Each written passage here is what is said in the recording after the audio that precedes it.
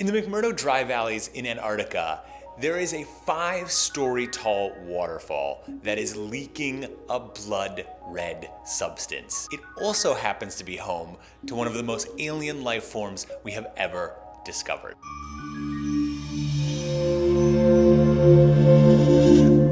5 million years ago, when things were a bit warmer and the sea level was a little higher, a whole bunch of seawater flowed into this part of Antarctica. Later, about 3 million years ago, the ice started to form again and glaciers slid over this pool of seawater. Also in there was all the microbial life that had been living. It's a little like if you took your goldfish bowl, sealed it up, put it in a bag, and left it there for 2 million years. I don't think you'd like what you found when you looked at it again. But due to some fissures in the glacier, some of this trapped pool is able to flow out, and the place where it starts to flow out is Blood Falls.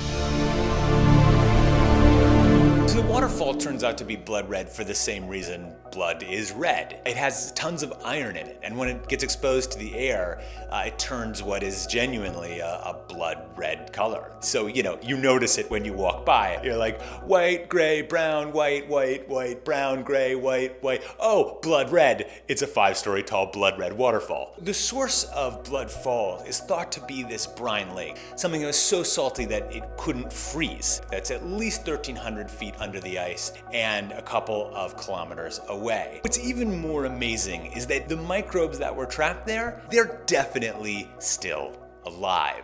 Alive! Jill McCookie, the geomicrobiologist, which is an awesome title to have, published the definitive paper on Blood Falls. When they sampled this red sludge, they found that there were at least 17 different microbes living in it. How they survive turns out to be a pretty complicated answer, and we're not absolutely sure. But it goes something like this. They're trapped in there, so they need to be able to recycle their food source. What they think they do is that there are these sulfides, collections of sulfur, oxygen, and iron.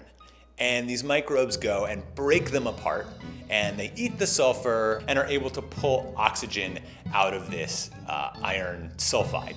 And essentially when they do this, the iron fits back in because there's a bunch of free-floating iron in there and just remakes little tasty microbe snacks. It points to both the extreme conditions that microbial life can live under and starts to help us build our tools for finding those conditions on other planets. But I think we can acknowledge that right here on Earth, there is life that is wondrous and weird and more alien than we really could have ever imagined. Subscribe here and watch more videos here. And if you're a geomicrobiologist, I will totally subscribe to your channel. Actually, if you're a biologist in general, I'll probably subscribe to your channel. Or a geologist. If you're a scientist, let me know. I'll subscribe to your channel.